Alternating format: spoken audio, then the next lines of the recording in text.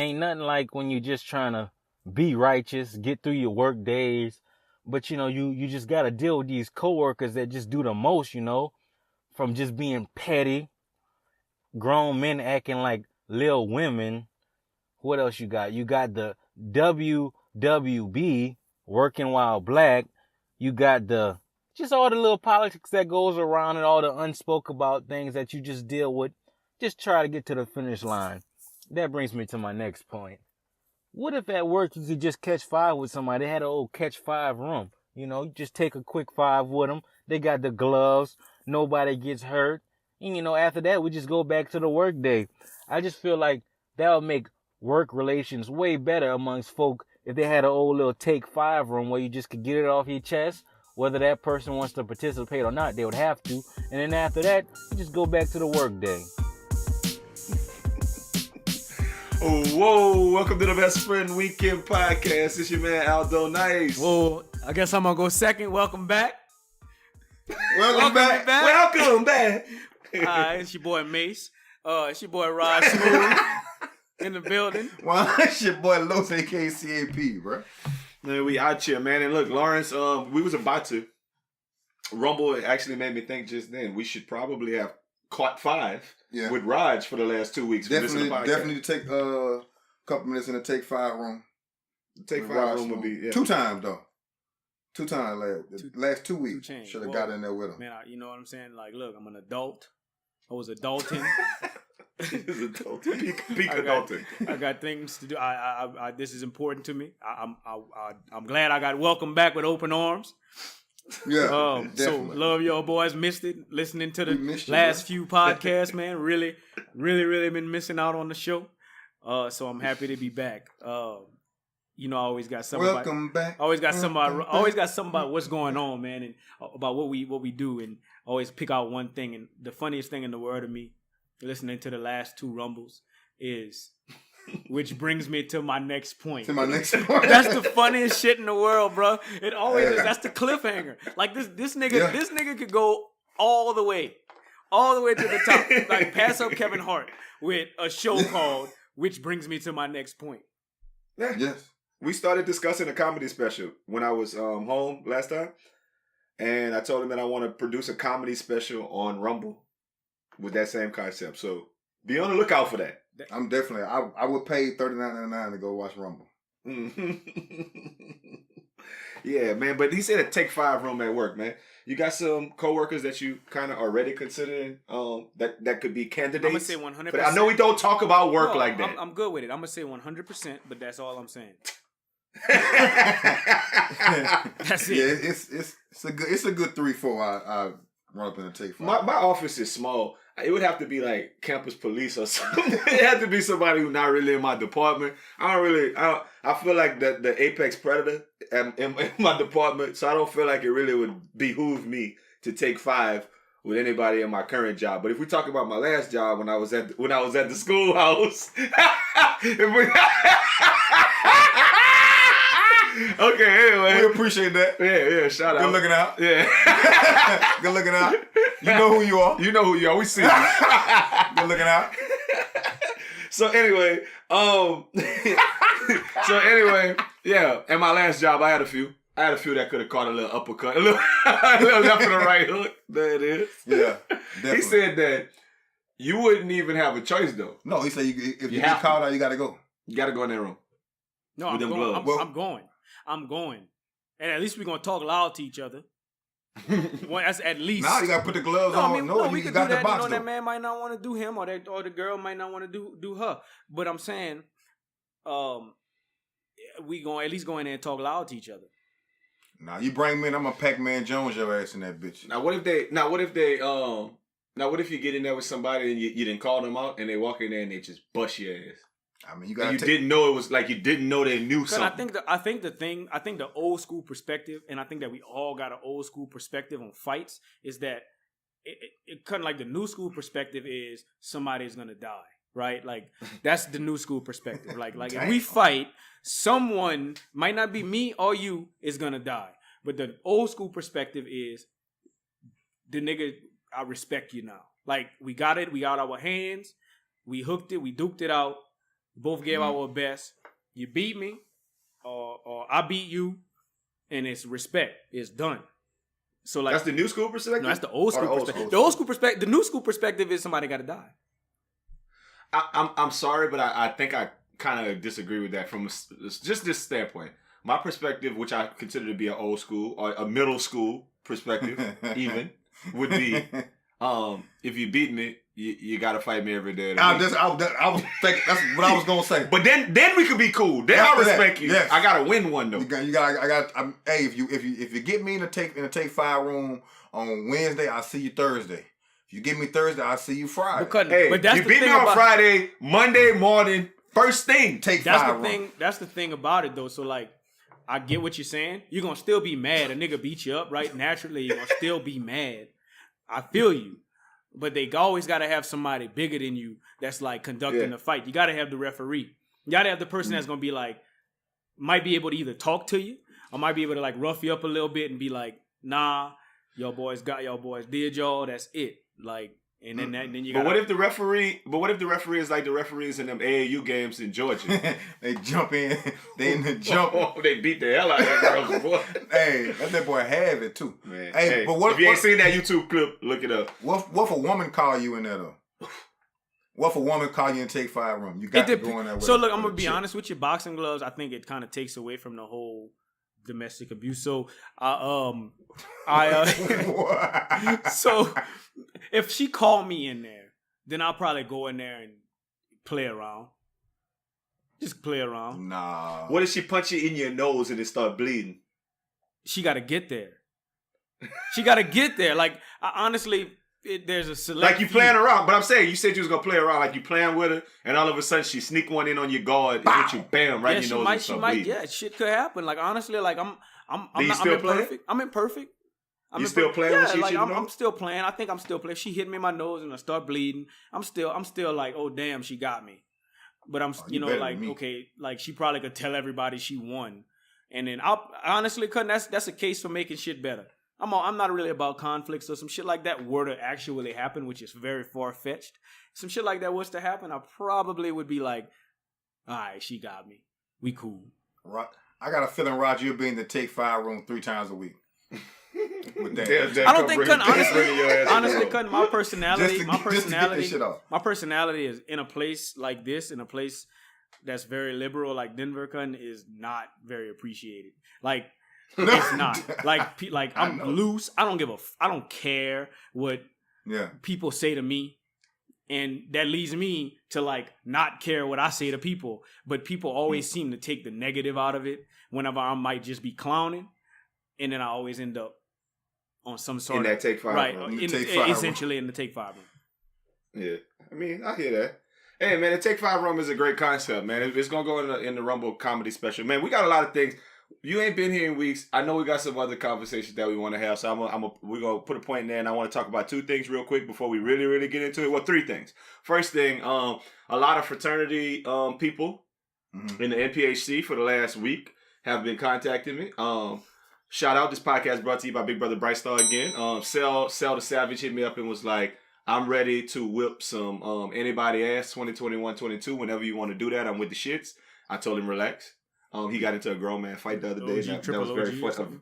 Yeah, it was a very funny story. But the people who were the most upset were the alphas. I'm sorry, alphas. I didn't mean to come at your neck like that. I mean, I will apologize, y'all. I mean, but I think I said it in the message that we talk that shit. But I mean, as grown-ups, everybody's cool. So just relax. And one more thing. Let me just say this.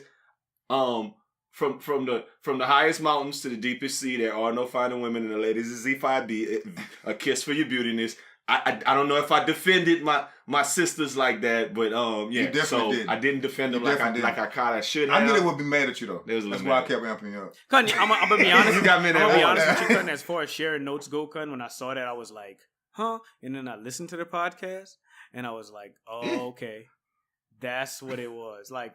Yeah, they probably thought that you went a little too hard, but what they gotta understand is that we was just talking about what people think. Like it was just all it is. We was talking about stereotypes. Yeah, And I know I went far as well. no, yeah, But all y'all boys went far. And here's me going too far. Whenever I was in school, I didn't go to HBCU, but I was only approached by one fraternity to go to an interest meeting, and that was Alphas, and I still to this day think that's because them boys want to smash me. So, for what it's worth, I mean, I'm sorry. I'm sorry that that's how I feel, but that's how I feel. For what it's worth. Yeah. Right. That boy's had that banana lubed up. Real boy. talk. Had that thing peeled back. Nah, real talk. I mean, I got some partners that's alphas too, and that's just what I thought. That's how I feel to this day. I really think that them boys gonna play what you call it whenever they haze me. I thought them boys gonna haze me with the banana. They was gonna tamper with you. That's for sure. You was gonna get tampered with. That was gonna take way more than 5, boy. Wasn't willing to be a part of it. Point 2, this podcast is brought to you by Gramstar because 3 weeks ago, 2-3 weeks ago, if y'all been listening to this podcast, Gramstar sat right up here, or maybe 4 weeks ago, and said, "Look, World Cup coming up, take France." Francois. France is in the finals of the World Cup this weekend. We should support France. France is nothing but Africans. Yes. They had a big picture online the other day with like 10, 12 of the French national team players, and all of them like in the continent of Africa, and talking about how they all from Senegal and Congo and Congo, Congolese, South African, Egyptian. All them boys is African. And so we should go for France. I mean, I don't know if we should go for France because of that, or we should look at that as imperialism and be mad at them. No, fuck that. We should definitely go for Obviously, them boys know what they're doing. Okay, so we're going to go for Croatia, where they all fair. Yeah. Oh, yeah. Nah, yeah, you're right. Nah. We're not going for Croatia. You're right. It's like a boxing match. But are we going to dress up like we did for Wakanda, though? Oh, with the French stuff. We should dress up. Paul Pogba is actually cool. Like French soccer dashiki. That's my favorite player. I like Mbappe. Yeah, I like Mbappe, but he's just too young for me to like. He's 19. I can't pull for him. You don't like him like that. No, I can't. I can't do him. I can't. That's Conte. for the youngsters. How about Conte? Tim like Conte. Nah, Conte a little small dude. I can't. I mean, I guess maybe I should like him, but you gotta like Pogba. I like Pogba. Hey man, I feel like if Pogba was an American, like if that man grew up in America, that man would be a professional in something. So Pogba, if you not when all of the World Cup commercials that are happening right now, those Adidas commercials where they all dancing, Pogba's the big tall black. Okay, that's Pogba. Gotcha. He plays for Manchester United, and he's a midfielder. I mean, what's crazy about it is that there's a whole bunch of black dudes, but if you ran on them, they'd be like, "Bonjour, comment ça va? Yeah, ça va bien." Right? And then what happened? What happened if you run up on a big German nigga like Dennis Schroeder? You know. Right, that's what maybe something like that would happen, but maybe his homeboys would beat you up in the parking lot of a mall. So, right, you know. Right? But I mean, I feel like if we ran into the French national team like that, the conversation would be like, I'd be like, "Bonjour, comment ça va?" And then they would say some stuff like "ça va bien," and then I would say, "A besoin ton chat, comment chat nous on?" Or I'd be like, "Laissez les bon temps rouler," and them boys would be like, "Yeah, let's go." And I'd be like, "Lanya." Rod, you might have missed that one. I'd be like, I got you. I'm with you. Besoin ton chat, comment chat nous on? And them niggas would be like, "Yo, nigga, I got my Honda from there too."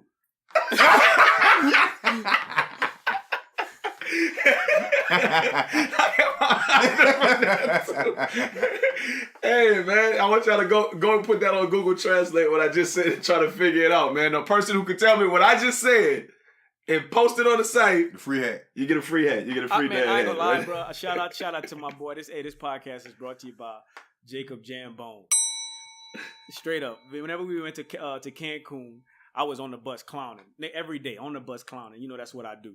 And I said some shit like that, but I was making up other stuff. And I was like, if you need a new car, come and shine with your ball. Like I was just saying all kind of shit like that. So I'm with it. I think that's what that translates to.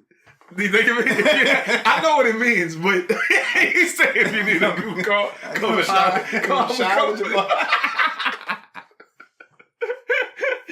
Oh man, shit! That need to be Ito's their mantra. Come shine with your ball. Okay, one more thing, one more of the top 3 before we get into our news stories. So if you're on the Atlantic coast this week, you may want to stay out of the water for the next few days. There's a tropical system that's weakening but moving faster at 25 miles per hour and is expected to continue picking up speed for the next several days, according to the National Hurricane Center. The center has downgraded to a Category 1 storm, but maximum sustained winds are pretty low. It may pick back up, it may not. So, the name of this system, for Los, Hurricane Chris. Hurricane Chris. Hey, baby. Hey, baby. Hey, baby. Hey, baby. Hey, baby. Hey, what? You know about the hey, baby? Drop and give me 50. Huh. 51. So so is that the most famous person from your hometown? No, he not. Stromae was more famous. Stromae. I take Hurricane Chris before Stromae. Nobody really. Stromae Swift went to the league. We got a couple people, but maybe more. If somebody who everybody know, probably be Hurricane. He was a very terrible representation. Hurricane Chris was way more popular than Stromae or Swift. Hurricane Chris actually was from that era of Louisiana rap, and I'm going to say it just like this, and I really mean what I say. When people were rapping and doing like syllable rapping and like and being like and I'm on the sofa with boys and I got loafer on ploys and it was syllable rapping and it was whatever. That takes skill. Hurricane Chris was good at that shit. He could rap, just like Webby could rap. Yeah. You know? Hurricane Coochie looked like a dyke, though. He did look like every dyke. He looked like a dyke, like that big strap on, the red kind. He had a red strap on. I thought the big car was that mahogany wood. Wood. Actual wood. That black lacquer. Actually wood. Lumber. Carved. Get spinners in that thing. Yeah. with the knots. Yeah. And it be on that little show, the little show I watch on, I don't know if it's on A&E, something, it's like How It's Made. Yeah. They be showing you how to make stuff. They have a big mahogany wood on there. And they're like, so this is how we carve in the veins. Hand carved veins on the thing. No, we should honestly make a secondary penis podcast. Cause like the shit is all dick. Lemon. Called Lemon? Yeah. Lemon Friday. I was talking to somebody the other day and they were like, so the first podcast I listened to for you guys was Eggplant Friday. You guys are ridiculous. I just want to let you know that you're ridiculous. And Eggplant Friday. When we get to start talking about them woods, they get out of hand. They do get out of hand real quick. We get off the rails real quick. That boy messing around called just when you finish a wood uncircumcised. Just when you finish, call it uncircumcised with just a little pee hole peeping out that thing. That is a horrible thing to carve. Uncircumcised wood. Just when you finish beating that wood, it get out of hand.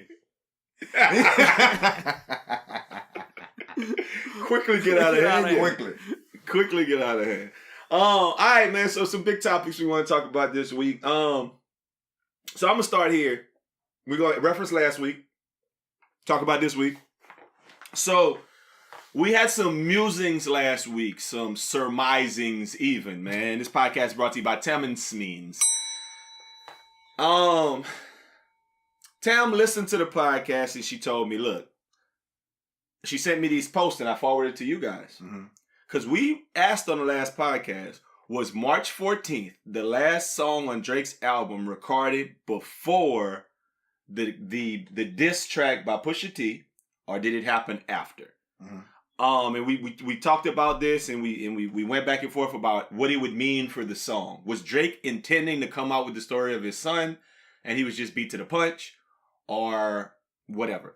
So earlier last week, or maybe it was this week, Joe Budden came out and said that Drake may have played Kanye West and everybody who was at Wyoming. It makes so much sense. The contents of what became March 14th, and he used it as all of the ammunition on the story of Adidon. Also, March 14th, producer T- has worked extensively with Drake in the past. He indicates that he heard Drake cut vocals to the beat about a month ago. Specifically, March 14th.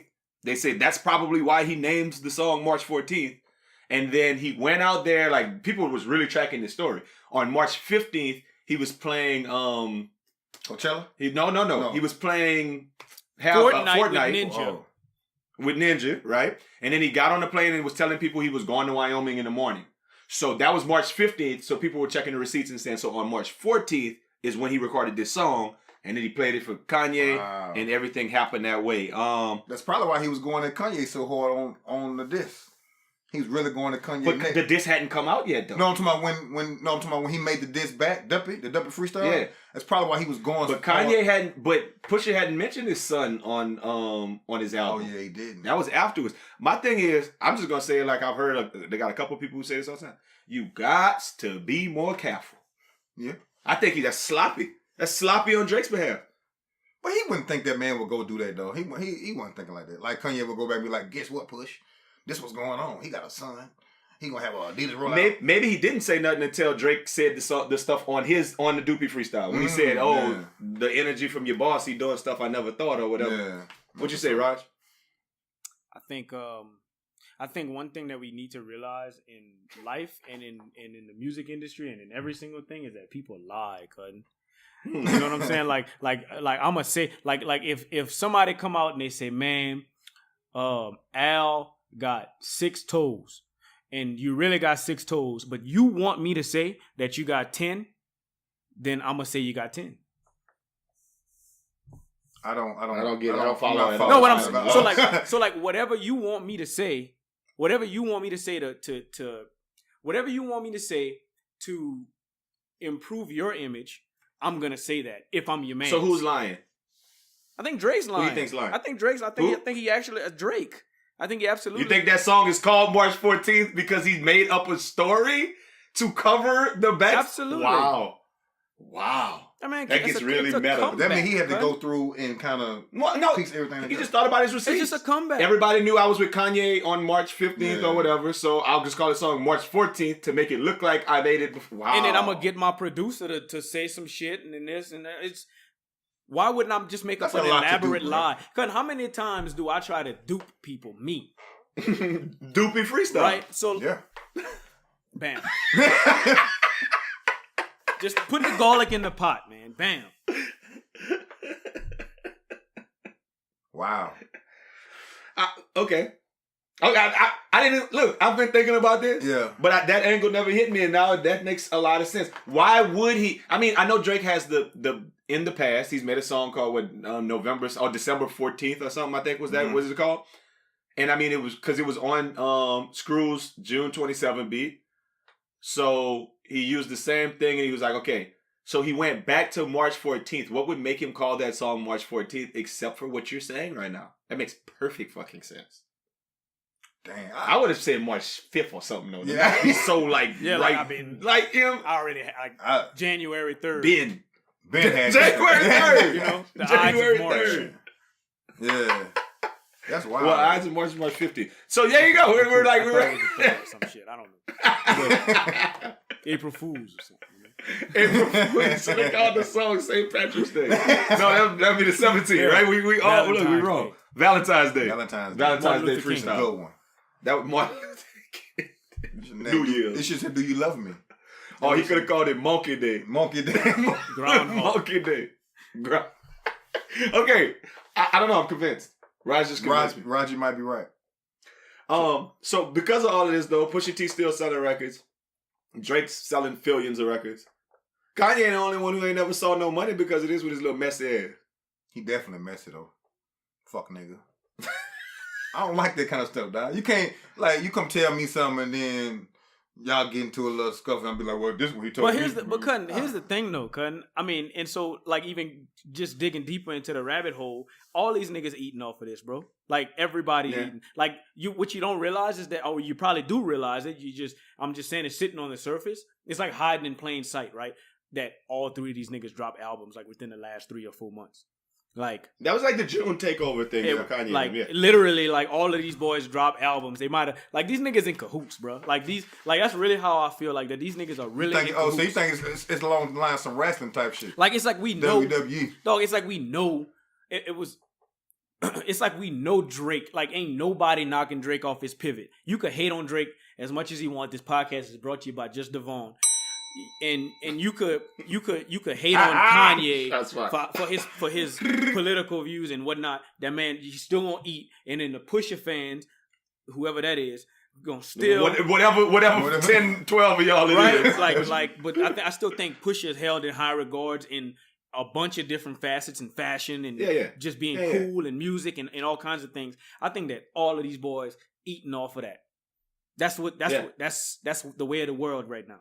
That's just So nobody took a loss in this. I agree with that. Nobody took a loss. I wish, but I feel like if Drake would have came back with something, if he would have responded. Well, you know, hey, relax. Oh yeah, I forgot. No, yeah, Jay chill. Prince say, relax.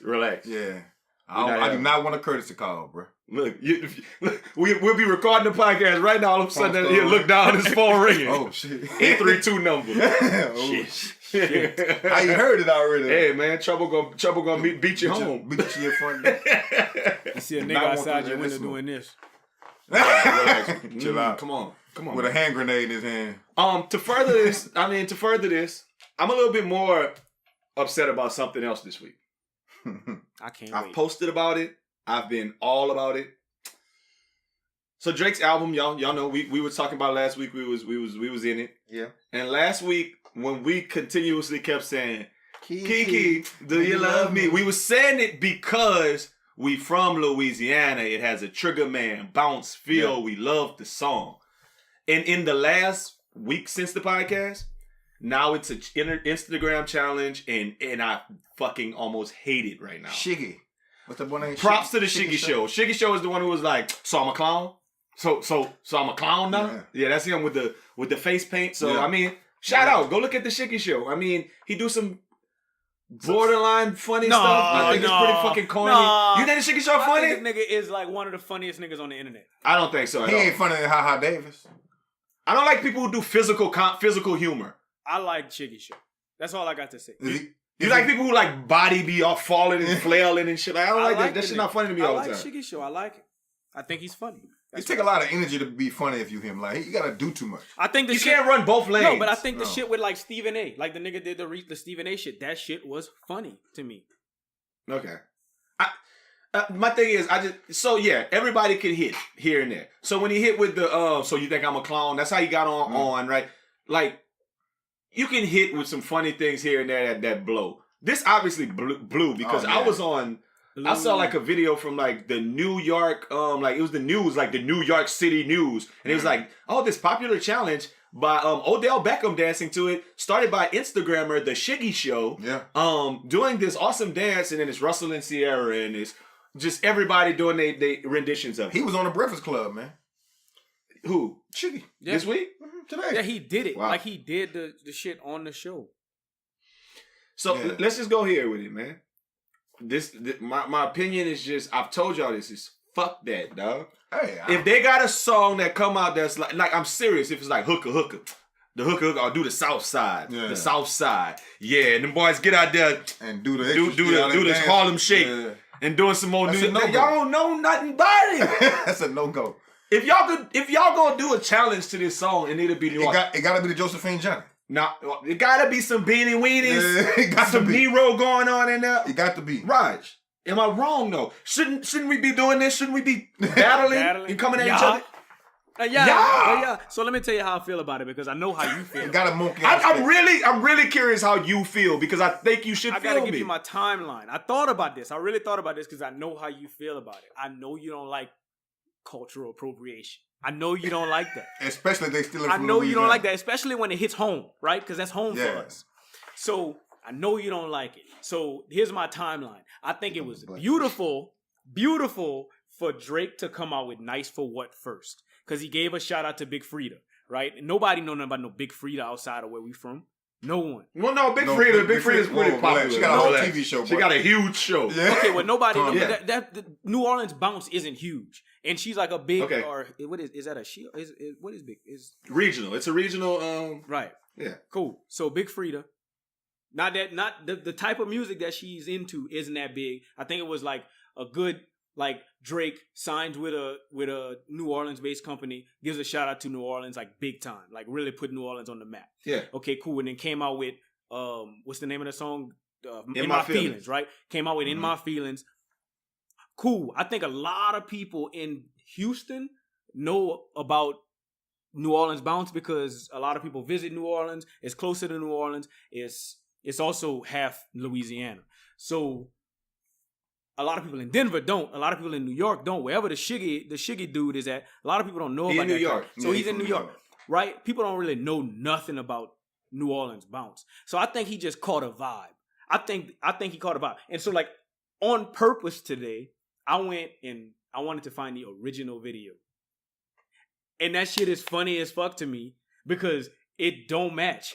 But this shit is funny because I think he just caught a vibe. And I'm with it. Okay. When I think I maybe are gonna pull back a little bit. You gonna have to though. Because when I first saw it, I felt the same way as Roger. When the first time I saw Shiggy do it, I was like, "That's funny. Look, these New York dudes trying to do some dancing up bounce music, and that's how they think it's supposed to be." He said and it was funny to me. Wrong too. And it was funny to me.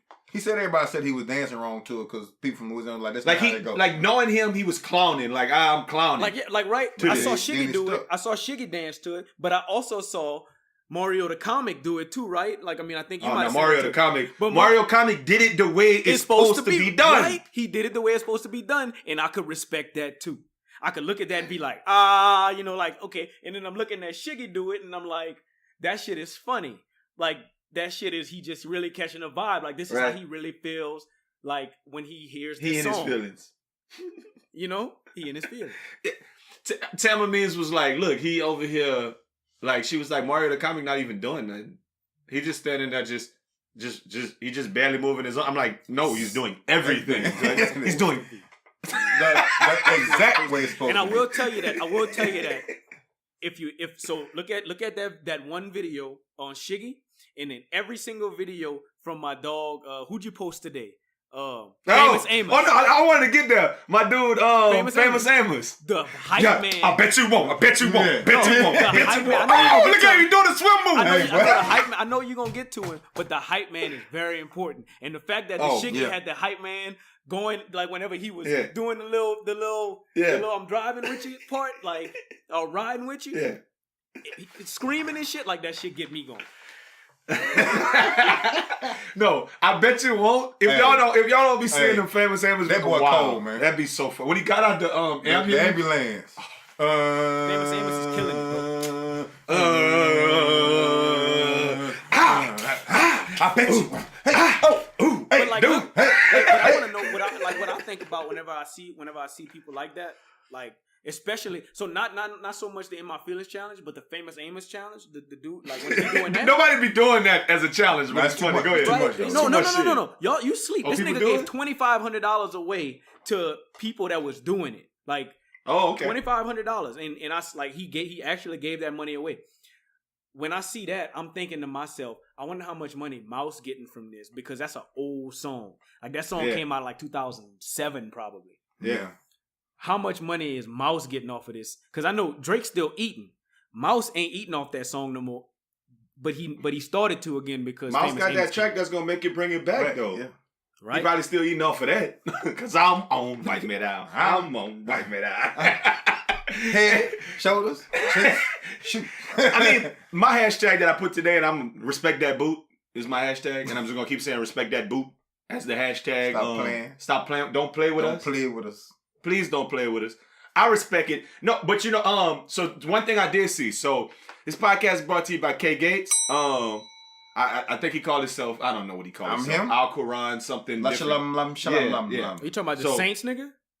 No, K Gates. Yeah. K Gates. K Gates actually, long story, y'all heard this before. K Gates was on Life of the South 1, the first ever exposure mixtape. K Gates is on one of my tracks on there. So we was trapping long time ago on some rap stuff. K Gates posted something this week at Essence talking about live and direct from the In My Feelings video shoot in New Orleans. So hopefully, the video is done. It's gonna be done right. I think it will be. I definitely think that Drake is gonna do it the right way. But that's Chicky Black. I wouldn't be mad. For the record, that's Chicky Black. Chicky Black, R.I.P. Chicky Black. I wouldn't be mad. She got killed, right? Magnolia Shorty? Yeah. I wouldn't be mad if Shiggy Show is in that video. That's all I'm saying. I'm just saying. I wouldn't be mad if he was in the video and the New Orleans chicks was just with the little footwork who'd be walking down the street. Was next to him and then showed him how to do it. He can't be doing that thing. He can't be live. Yeah, be like if he started doing his dance. In whatever capacity it is, it wouldn't make me mad if that man was in it. No, I need him in it. Do you love me with your heart? With your heart. That shit is funny. No, that shit is funny. I sent it to you. That shit is funny. You didn't watch it. You know I know you didn't watch it? Because you don't think it's funny. It's not. No, I watched it, but I just didn't laugh. I was just like, eh. You was mad when everybody was doing the "Hey Baby"? Was you feeling that? Was you feeling culturally appropriated? Nah, slightly. But our culture not that big enough to be like, oh shit. We wasn't mad when they was doing the bunny house. we was with it. Hey. Look, our culture. But see, people that know. But they ain't know that "Hey Baby" was a real thing. Like before Baby come in the club, it used to be "Hey Baby." It was real. Like it used to be like that every night. He came in before he walked in the DJ booth. It niggas was screaming "Hey Baby." So we knew. You was screaming "Hey Baby"? Chill out, relax. Yes. Of course I was Hell yeah, screaming, baby. "Hey, baby." He was like, "What's my DJ name?" Nigga really trying to get it. I respect. Hey, baby. Like, the nigga really, like, Hey, really baby. trying to get his Baby. attention, like. You don't remember So me, I guess bro? that's Shreveport music. And we just said Lafayette music is like bunny hopping. Baton Rouge music is like I Bet You Won't, mouse on the track type stuff. New Orleans music is that bounce music. New Iberia music is project shit. Bricks, 700, gorilla shit. You know what I'm saying? Zoo Iberia, you heard me? Man, I ain't got no You know what I'm zoo. saying? The real zoo where everybody a gorilla and anybody could get it. pigs and kittens at the zoo over I there. play with New Iberia if you want. Come through there and take all y'all hay. No, Raj got that look like. Because we just trying to live and because I'm What'd he say? new Iberia. The guns are pop. Yeah, run, yeah. The buzzman needs surgery because he's a new Iberian. Because he's a new Iberian. Shout out. Shout out, Lil Fudge. This podcast is brought to you by the Alley. The whole alley. Don't listen to our podcast, no way. At all. Well, we got a shout out from what's his name one day, didn't we? Your boy from downtown. Purple Planet. Yeah. D-Bills. D-Billions. D-Bills gave us a shout out one time. So they know what we doing out here, man. Shout out, man. This podcast brought to you by D-Bills as well. So there you go. Couple of things. Man, I want to get to definitely big stories. Y'all talked about Raj said he wanted to talk a little bit something about Essence. They used to have a hashtag a couple years ago called Closed for the Classic. And it was about people that closed different restaurants. I talked to a couple of people who went to Essence. I'm sorry, Closed for Essence. I'm sorry. And a lot of people went to Essence this year and they said that some restaurants were closed because of that. And people came out and said, no, it's because it's the 4th of July. That's why we closed it. We had slow business week. Lies. We've been dealing with that our whole lives. Y'all can speak on it. Tell them a little bit about the phenomenon. Y'all all been out there for Essence or Classic. I mean, you know, they don't want a whole bunch of black people in their restaurant. That's really all it is. It's nothing more, nothing less than that. Let me kind of interject here first. I'm so sorry to give off this fact, but I've never, not one time, and that's not to say that I don't want to, but I've never been to Essence. Yeah, the whole team Nice went one time and you weren't there. You were noticeably absent. On the flip side, not even on the flip side, on the same side, I've never been to the Bayou Classic either. God. Well, that's even more surprising. Wow. That's more surprising because I feel like children go with their parents to the Bayou Classic at a very young age. You go to like the Battle of the Bands and stuff. It's a mid-year vacation event. I think you know I didn't have like a big like college-y family. You know, like we was always like we liked. I guess I'm not just saying not like we really wasn't into that. Like I don't know, my pa went to college, you know, my mom didn't, and my dad went to night school, so he wasn't engulfed in the college lifestyle. Like we always watched it.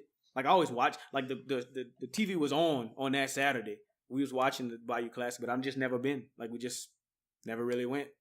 So you only seen like parts of like the band halftime performance until NBC cut it off. Yeah. God damn. You ain't see Juvenile come out there? You ain't see him grab the mic like, oh, we got New Edition or whoever it was. Somebody. No, never seen any. Boys to Men. That shit mystical. Honestly, like I mean, I'm sad that I wasn't exposed to that stuff. Because I feel like literally, there has to be a year where if we go Google it, that the little drum major would get on the mic or whoever it was, the speaker would be like, oh, mouse on the track. I bet you won't. Yeah. I bet you won't. And the whole day, they had to do it. They absolutely had to do it. But anyway, yeah. You missed out part of your childhood not going. And hold up. Your best friend is Gramstar, and he played for grumbling in the Bayou Classic for 4 years and you never went. You know, I mean, look, like this is probably a podcast for another day. We could do the Rog Smuve autobiography or biography, whatever you want to do, like, another time. But I've been to Grambling games with you before, I've so I can definitely say you've been to. fun. And I'm fully entrenched in the fun. Like I'm doing as the Romans do, right? I'm not looking for nothing else. I'm looking for what y'all looking for. But I just, but I've never. Nicely said. Yeah, That but was I've nice. I've never went to the Bayou Classic. Like I went to like homecoming. Like Bayou Classic wasn't like the big deal to me. As a matter of fact, there was a year where I thought I think it was the Katrina year or something like that, where I thought that them boys shouldn't have played in the Bayou Classic, that they should have played in the championship. Like they should have went for the D2 championship instead of the Bayou Classic. But anyway, that's a story for another day. But I just never did that, and I am kind of sad that I didn't get that part of my childhood. Like I really wish I would have done some stuff like that. Yeah, there's nothing like, and I'm just gonna be frank, and me and Los have had this conversation. There's nothing like being like 15, 16, Bruh. 17 and being with like an older cousin or an older person who's kind of in college or whatever, and they like, Put you man, on. I got a whole ice chest full of Seagram's Whatever. Blue Beast, The cheapest E&J, full of that creep. Tangeray. and yes, and we sitting over there drinking that thing, walking up and down Bourbon, coming back, going to Popeyes at about 6 in the morning. and then being hyped when you come back home, like, well, I was at Popeyes at like 6 in the No, morning. that's so to dope. like 6 That's in so the morning dope. with my boys. My mom knew what Drinking time it all was. that. My dad knew what time it was, and they wouldn't let me in that water like that whenever I was young. They wouldn't let me. They wasn't letting me get around that cousin. See, my folks. They used to let me be with that cousin, and y'all know who that cousin was for me. They used to let him. They used to let me out. They used to let Graham come with me when Graham was like in high school, was out there like hanging out with me for weeks at a time in college. I don't know why he wasn't in school, but yeah, I don't understand that. But I guess I was don't remember cousin. that. You definitely That was that when cousin. school was over with or something. Because Tim was at. Well, I was Graham- still in school, so it's kind of weird. Me and Graham was talking about that recently. Like he was there in my class with me at Xavier, like sitting in the class, and like I told the professor, like, yeah, that's my little cousin. I'm gonna put it to you like this, cause you know that's my best friend. Cause I don't remember that man missing a day of school. Cause Okay, maybe it was different timing for y'all. Like, that's possible. Like it might have been Mardi Gras for y'all, and we well, no, it wouldn't be Mardi Gras. no, but it still man. could have been teacher In in service or something. Like it could have been a number of things, you know. Yeah, you're right. Fair enough. It could be a lot of things. You know what? A couple of times, I definitely remember him coming to Classic when he wasn't in college yet, and his people just dropping him, and him being with me the whole Classic weekend. Like in the dome, like it's some different kind of fun. So I will. it's children fun. Though. yeah. I will tell you that I got a brother, and if my brother was into that kind of stuff, I would have probably been with him if he wanted me to be there. But like you and Gramstar a little bit closer in age than me and my brother, right? So like my brother wasn't like he didn't want his little brother that's 15 years younger than him. You got a baby, absolutely, right? But if he was 4 years older than me or 3 years older than me, then I'm rolling. When you was 4, he was at the Bayou Classic. Right. He was 19 at the Bayou Classic. Wow. Facts. Yeah. So to kind of keep the conversation at hand, how do you really feel about these businesses shutting down during that week, knowing that they're doing it for the reason that they're doing it? Can't put nothing past white folks. That's You can't. I mean, it's been going on for even since I was a little kid. It was happening. But let me ask you, like, do you and I'm not just gonna blame white folks. I'm just gonna say you can't put nothing past people and how people feel about black people. But do you fault them though? Like, do you go? I fault them for essence, yes. Yeah. Maybe I don't fault you for Bayou Classic because somebody get their hands. You can't come. No, Edo food truck would close for Bayou Classic. Yeah. Like Bayou Classic, people get shot every year. Yeah. Essence is grown, mature people out there for a magazine and Lisa Ray and what the little dude off Power, Kirk Franklin. And they want to see that. They not gonna come in there and ram Timmy. The people off of Power. So, and I'm only playing devil's advocate. I wouldn't do it. I get that business. If somebody could prove to you that and I'm not saying that it is. I'm not saying that's what it is. But if somebody could prove to you that they losing money or losing employees or losing motivation or whatever it is for that weekend, would you shut your business down? Well, people don't want to deal with black people, so a lot of times that's really what it is, and it's all off of stereotypes and reputation. Yeah. It's not off of the fact that, oh man, last time we was open for Essence, them niggas was in here spending all their money. Yeah. And then because yes, they're gonna be spending their money. So that's what I'm saying. So I think it's. I mean, is it based off of what I think, or is it based off of what I experienced? I think it's off of they think. And a little bit, maybe one bad experience. One. Yeah. I think it might have been something they experienced in the Bayou Classic or doing some other event and just say, you know what, it's more of them coming this year. This time of year, we just gonna say we close 4th of July. For remodeling. Yeah, right. We got an excuse. All we gotta do is say, oh, it's 4th of July. I don't have no white relatives, so I can't speak on white people. But I do have black relatives, and I have educated black relatives. I got an auntie out here in Denver that's very well educated, was a teacher for 40 years.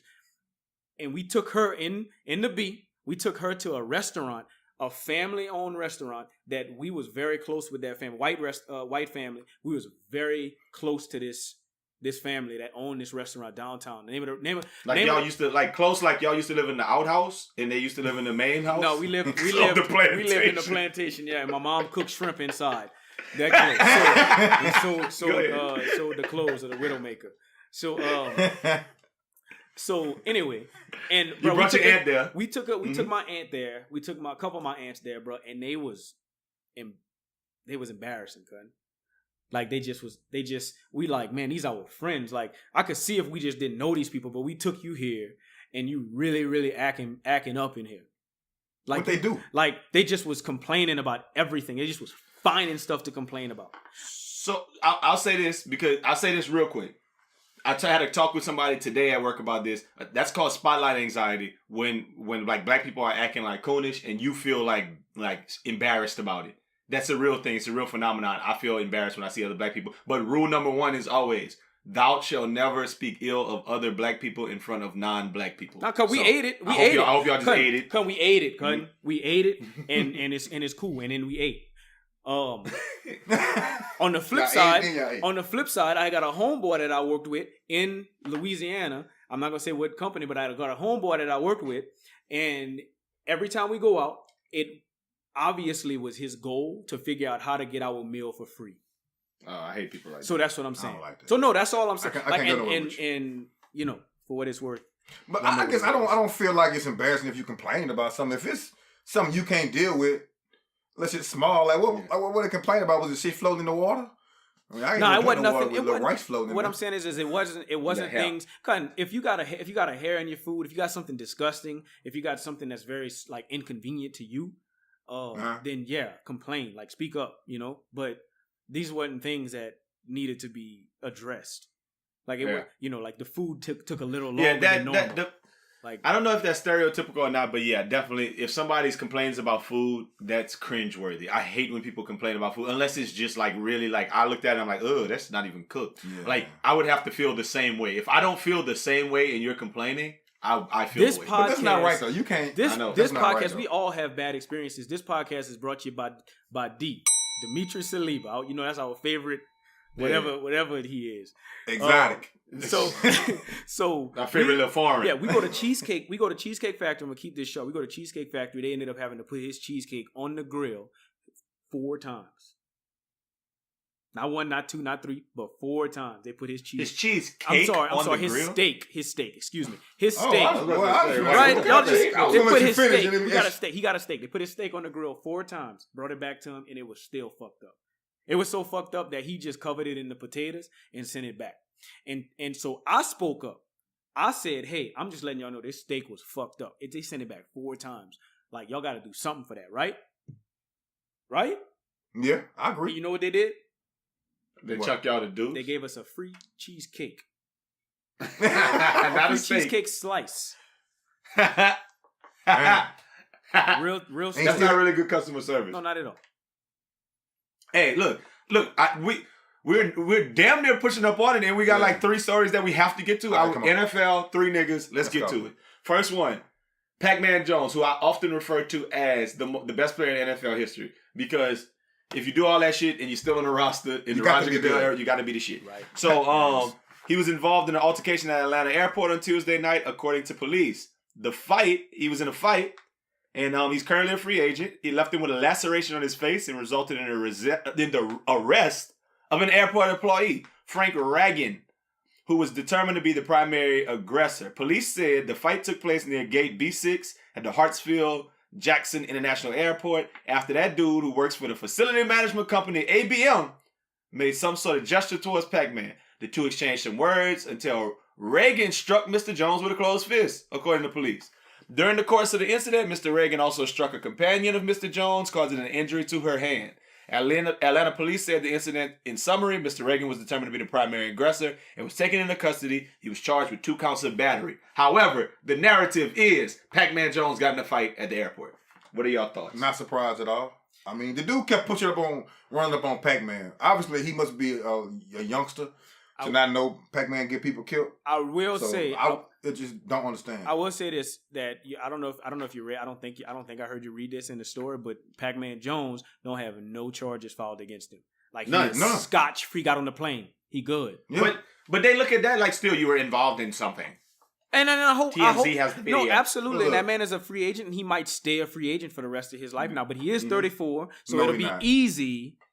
No, you think to use his age as like a kind of like that reason? It would be easy, but it's Pacman Jones. Pacman was up for murder like 6 times in a row. And still getting picked up. He was up for murder. 6 times. Pacman was tried 17 times for murder. What was he murdering? Pellets in Ghost? Everything. Pacman been killing people for a long time. You know what? It makes me feel. It makes me still feel balling good. on Sunday. It makes me feel good whenever I see bullies get beat up. And this dude, like Pacman, was the clip I saw, which I'm sure is the clip you saw. Was Pacman kind of calm, like you don't want that work, I'm good. And then the nigga got 2, like I'm like, man, fuck that, let's go. Let's go in the catch 5 room. And caught 5. He caught 5. He caught 5. He did catch 5. He caught 5 and 2. Like, he did sleep. He slept. If y'all didn't notice, had that fist warmed up for him. Cause if you go back and look at the video, like he had that fist. He was rubbing his hand open on his fist, keeping that thing warm for him. And gave it to him hot. But the funniest thing about the video to me, Pacman never took off his backpack. Oh yeah, he definitely did. He slept that boy with a backpack on. Cause if you're a trained professional athlete, I'm not taking my backpack off either. I don't think there's one person in the NFL that I could beat up. Like this man works out for a living. But if he takes off his backpack, that's giving somebody an opportunity to steal him while he's taking it off. So you got to keep it on. Too? That boy realized he was fucking with the wrong one when he went to sleep. But this is the part that if y'all haven't watched this in the video, y'all need to go back and look at it. You knew it was real when Pacman did one important thing. Oh, he pulled his pants up. He dropped a bag of Popeyes. Oh, yeah.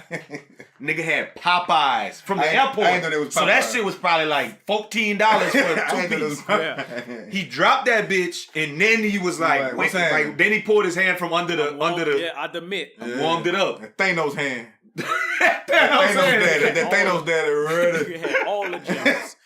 He had all the gems on. Speaking of a nigga with all them gems, this wasn't even part of the story. Did y'all peep? Our boy from Louisiana is the lightweight and the heavyweight. I mean the light heavyweight and the heavyweight champion of UFC. Daniel Cormier knocked a nigga out. Daniel Cormier is fat and out of shape, and Daniel Cormier smacked a little nigga, smacked Stipe Miocic in the face and knocked him the fuck out. And short and just badge built. I will say this. He got them hands though. I will say this. So I'm not really in the UFC like talking about, but I do have a couple of friends that's like super in the UFC.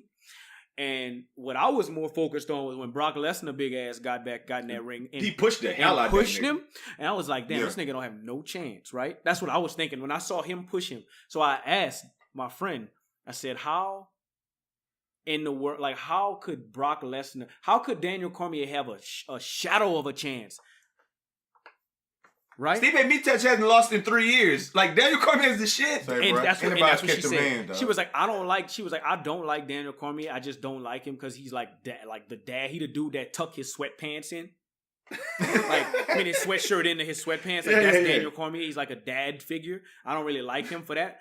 But he moves. Man, you don't like that? Moves well. He moves well. And what's his name? Brock Lesnar doesn't. Brock Lesnar is 40 years old. He's slow, but if you stand in the ring and let him punch you, he gonna knock you out with one hitter. Daniel Cormier. I guess she kind of doesn't live up to the mantra that all these hoes are just looking for a daddy because she doesn't like father figures like Daniel Cormier. Stop that. Nah, she cold with the UFC. I'm gonna put it to you like that. Okay, cold-hearted with daddies too. So next story of NFL players in treachery. Something about them damn Saints defensive backs. Brandon Browner. Maybe next to Jason David, the worst acquisition in Saints defensive back history. On July 10th, 2018, Browner is indicted by the LA District Attorney's Office on 4 felony charges. In addition to attempted murder, he's facing prison time on counts of felony robbery, burglary, false imprisonment, along with 2 counts of child endangerment. He faces a maximum life in prison. And he's going to be arraigned on July 30th. His bail is set as $10 billion.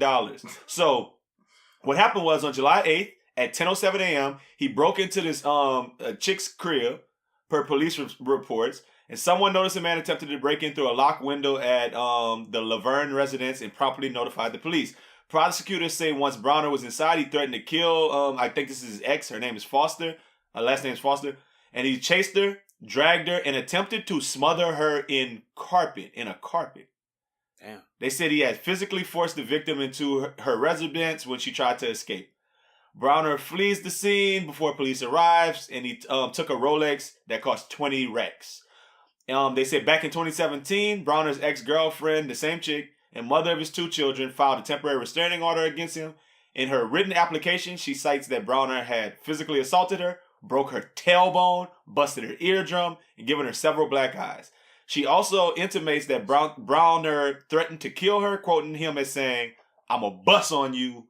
I'm a dangerous man." In 2018, Browner pled no contest to in LA to misdemeanor charges of battery and cruelty to a child by inflicting injury.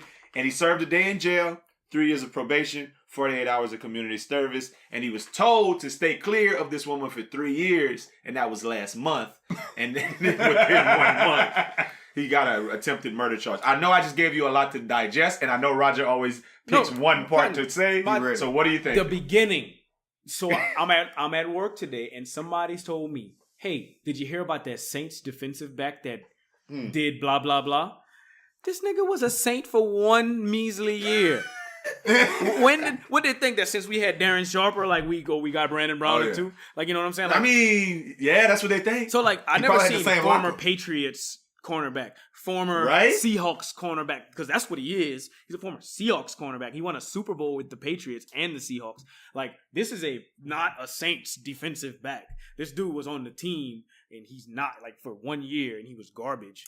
Like, he led the league in defensive holdings. Butt give ups. That's what he led. First down give ups. Taking that Also, I want to say that he is a very creative. He had broke his tailbone. Eardrum. I screamed at her. I hit her on her butt real hard. Like, that is very creative when it comes to domestic abuse. That's not cool. No, but that's very creative. He got an attempted murder charge for trying to smother her in the carpet. And what does that mean? Was he mushing her face down in the carpet? No, what it means is that she has a very plush carpet. That's $10,000 alpaca. You better block that shit. That's that alpaca. That boy's making her smell. She might have peed on the floor and he making her smell it. He ain't throwing a bed of guns. That's worse. No, throw me the bed of guns. Don't smush my face in the carpet. What's his name? Who threw the big Greg Hardy threw that woman on that bed of guns? He's still playing too, huh? No, he fighting UFC. He gonna fight Daniel Cormier. Daniel Cormier don't want none of them problems. Daniel Cormier beat the shit out of him. I don't know, cuz Greg Hardy. I don't know. I might have to crazy on Greg Hardy. He not moving right. Like Daniel Cormier moved like he could fight. Greg Hardy don't. Obviously Brandon Browner moved like he could fight too. But that just sounds crazy, nigga. Like if they said stay away from that woman. I just want to know what something has to be wrong with you because you know you're gonna get in trouble for this. Like this is not gonna you're going to jail. But you know crazy dudes who get crazy behind women. Yeah. You just see red. You know what he probably asked her, Kiki, do you love me? That's what he probably asked her. Cut the song off. Marion Foster, do you love me? She said, All right. So the one we definitely need to get to is Shady McCoy, which has been the biggest one this week. NFL player Lesean McCoy was accused of being responsible for a violent attack on his former ex-girlfriend. Her name is Delisha Corden. And her friend, Michelle Boykin, Michelle Boykin, she posted something on Instagram which started the whole shit. Yeah. I can't believe you did this to my friend. Your karma is going to be so real, Boykin wrote. The world needs to know what type of animal you are. This was just her yesterday on the left, and now this is her on the morning on the right. and she accused McCoy of beating his dog and trying to viciously beat his young son. We didn't say anything about how you beat your dog, Henny, into kidney failure. Let's not talk about all the times my best friend had to stop you from viciously, capital, all caps, viciously beating your son for small things like peeing on the bed. We kept quiet about your drug usage. And isn't it ironic that a dog named Henny would have kidney failure? Because also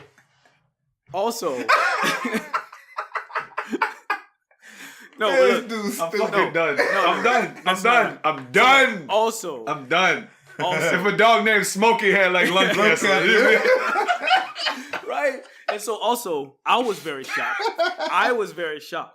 by this story because I have seen Lesean McCoy play, and if anything, knowing the type of running back that Lesean McCoy is, I would have thought that he would have shook the shit out of him. You going to hell, boy.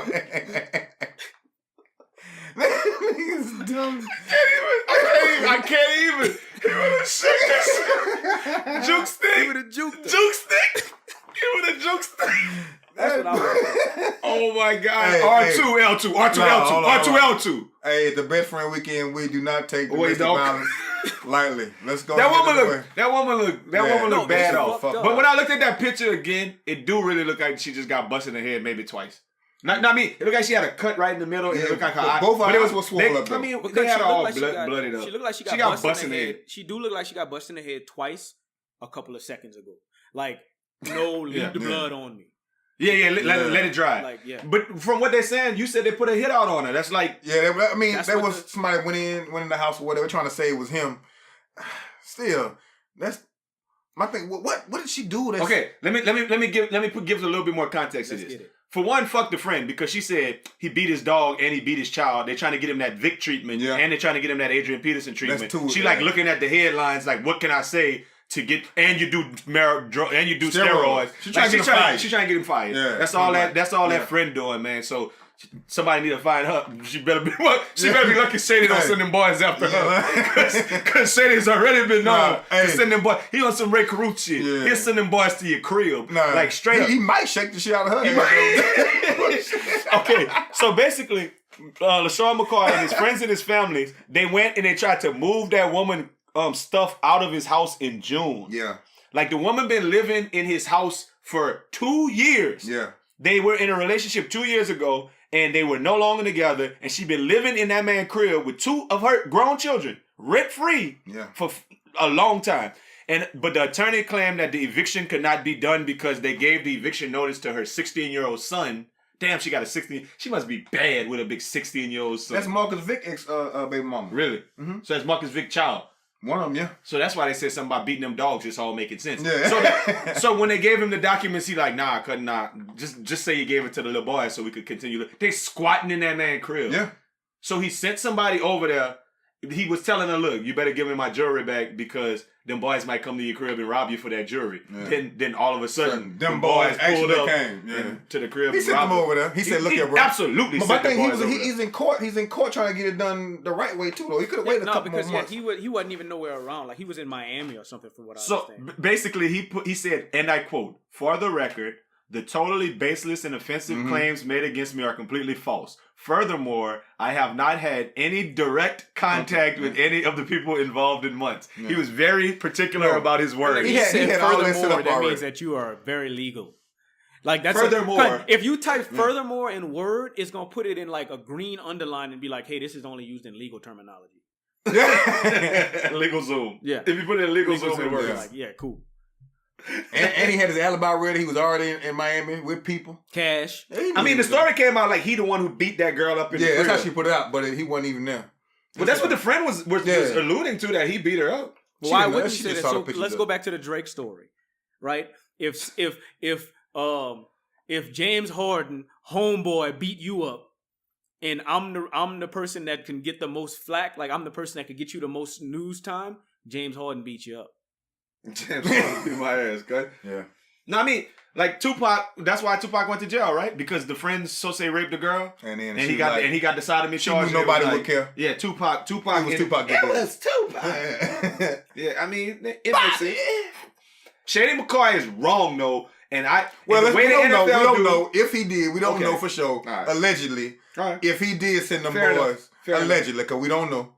So So, allegedly, Something if happened he to that did girl. send them cuz. boys. That's what I said the other night. Yeah, Something somebody happened to bust, that woman. Yeah, cuz. yeah. You don't just look like that. No. They did something. I mean, They did and something. honestly, even if she trying to just get doing it for the money, you get somebody to punch you in your face twice. You don't get nobody to lacerate they your split your forehead. shit. Cause Yeah, no, no. they don't. I'm not letting nobody. Like that split lady gonna be ugly for a long time. She gonna have a skull in the middle of her it's gonna fucking be head. fucked up. Yeah, that's bad off. Yeah. I mean, I hate that. It'd be crazy if she had to hit on herself. But I wonder if Lesean McCoy sitting there like, damn, I told that nigga to go over there and get my shit, and this nigga banged her in the head with it. Like I did not tell him to do that. do all that. But okay, so this is what I was thinking. What if she Allegedly. pull out that iron, or she pull out that knife or something like? You And know, that man like just took it from her. right? Like something that she What you doing did with to that? be the aggressor. You know, like I'm not saying that actually happened, but I'm just saying like, what if she did something to escalate? Like the on situation? Belly, when DMX old lady pulled that pistol out on Method Man. When he took it from her and he was like, "What you doing with that?" She ended up killing him, but yeah, still, Yeah. that whole there's a lot of things that could have happened in that household. We not gonna know, but I just feel like the way the NFL rock, he out of there. That brings me back to something we never really Brings talked you back about. to your next point. Which brings me to my next point. Ruben Foster. Like, you know Ruben Foster? No, it wasn't even Ruben Foster. I'm sorry. Ruben Foster got off on the thing. It was Ruben Stutter.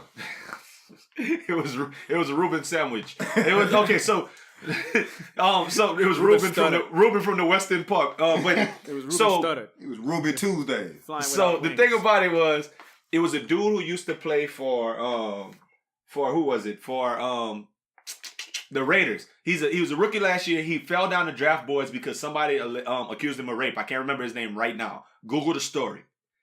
He fell to like the 20 or 30 something pick, and the Raiders took him. He's a cornerback from Ohio State. Garen Conley. Okay, he's filing a suit against the woman who accused him of rape For the money money that he lost. They said he was like, I would have got picked where Marshawn Lattimore got picked, and he was like, I need that money plus I missed my whole first season and all kind of other and endorsements. And like he's like all of that. He's like, I need like $10 million out of you. Damages, Cotton. She must be rich. Her daddy must be rich. He's Not no, to be a white lady. They're just saying a number. Nobody's getting $10 million. He's not getting no money. Nigga, she regular? Yeah, she. You can't sue me for what you about to make for the NFL. She didn't go to jail though. Yeah, something. Something. She have lifetime community service where she got to go and lifetime community service is perfect. Something. And if she don't go, she gotta go. She gotta do shit like go help open the restaurants in Essence Fest or something like that. She gotta serve. She gotta serve black people at the Essence. If she white every year. If she white. You're she gotta serve black people at the Essence every year. That's exactly what. Something stupid too, like quiche. Like some niggas do not like. What the fuck is this, bitch? Yeah. You heard me? Every year. Niggas in New Orleans. You heard me? What's that, man? Kiki, you don't love me. You don't love me, Running Kiki. eggs, go ahead, scream. A big over easy A. All right, man. Cue that music for Nothing Nice to Say. You know they say if you can't say anything nice, don't say anything at all. If you can't say something nice, don't say nothing at all. Nothing nice to say, but Aldo NICE. All right, so rest in peace to Renard Joseph Matthews, man. He entered into eternal rest on Monday, June 25th, 2018. Renard is a native of New Orleans, Louisiana, and attended McDonald 35 High School. He was shot dead while he was out walking his dogs 2 weeks ago. It's a sad story. Everybody in his family said that he was a good guy. But now the dude's getting national headlines. He's getting national headlines because they displayed his body sitting upright in a chair with a PlayStation controller in his hand, snacks at his side, and wearing his favorite basketball jersey and flip-flops. I saw that. In a unique memorial service. He was supposedly a big Kyrie Irving fan, so he had a Kyrie jersey on and a Celtics game playing on the TV, which is kind of weird because he had a PlayStation controller in his hand, so why isn't he playing 2K? Now, first off, I'm going to say this. I had a cousin buried in a Drew Brees jersey, so I don't think it's super unusual to take fandom to the grave. Like, people really rock with this. Would I want that for me? Maybe not, but I can't hate. I'm just a little baffled by the whole extreme embalming thing, though. I seen pics of like this dude in Puerto Rico a few years ago. He had like a blunt in his hand sitting there. His family put him like that. I seen an old man in the driver's seat of a cab, his own cab, and I even seen a cat in a Green Lantern outfit just standing up there because they said he used to live like that. I mean, it begs the question: who you doing that for? You doing it for the dead person or for the fame? I don't know. You can't tell people how to grieve, and I guess they know their loved ones better than I do. But I got questions. What if that man really didn't even like Kyrie like that? What if he just liked the Celtics? Or what if he liked Kyrie a lot and he really didn't like the Celtics? I mean, I'd hate to die tomorrow and y'all boys put me in the ground with that Lakers LeBron on. Don't do that to me. People gonna think I'm a Laker for life. And they're not even gonna know it's all about LeBron. Either way. The calculator. I just want to make sure your intentions are pure. And you know me super well before you throw a costume on me for my wake. Because I ain't got nothing nice to say about dressing me up for my funeral so you can stump for the gram. So I won't say nothing at all. Unless it goes viral, then, well, I'm with the shits. That's all I got. Hey, I just want to know, like, what if he slipped or something? Like, say the chair move or turn. Oh, man, I'd be scared.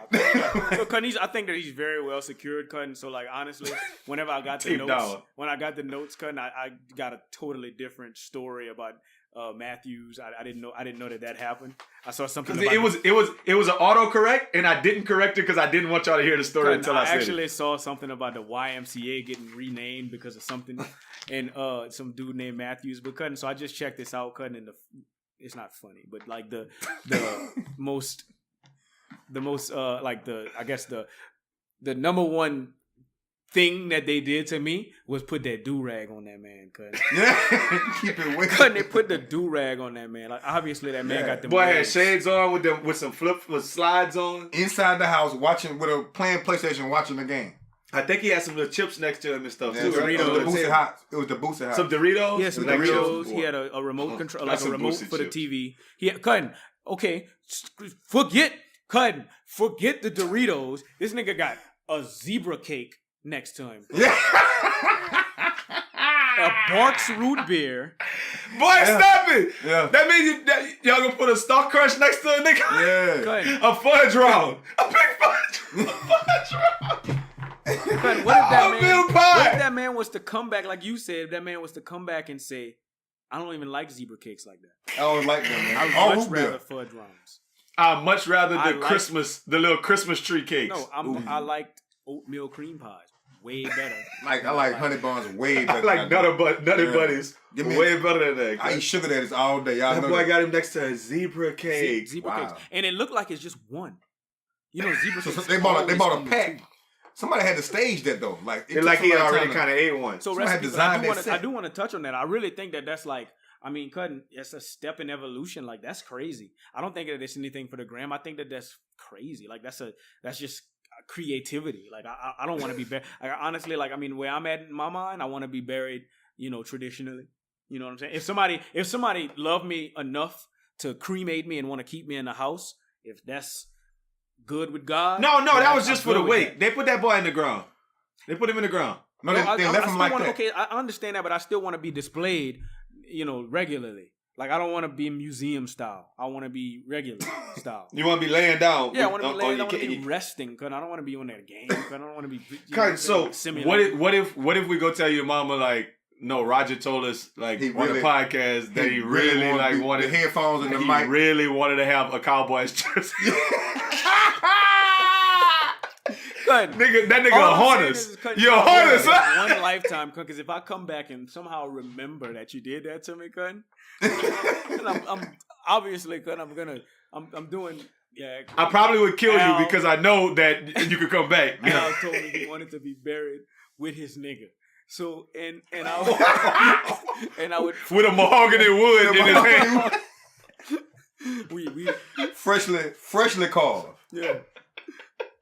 With the turtle head out. Oh, damn, I hate y'all, man. Like and follow and tell a friend. Man, we've been doing this over a year. Yeah. I mean, it's been like, I was putting something in the other day. I was like episode 65. Man, we've been gone with the Best Friend Weekend podcast for a while. It's time for us to start cresting over to some new audiences because, I mean, we going hard. We love our loyal listeners, man. Yeah. And y'all keep us doing it. Y'all are the reason we get together every week and throw out some cool stuff for y'all to listen to on Friday mornings at work and throughout the weekend. Y'all keep checking in. Tell a friend about it, man. Get some new people involved, some new blood, so we can entertain some more masses, and then we can hear some other crazy things and respond to some interesting stories like that, man. But this is great, man. Hey, y'all saw the old man got buried in his little lounge?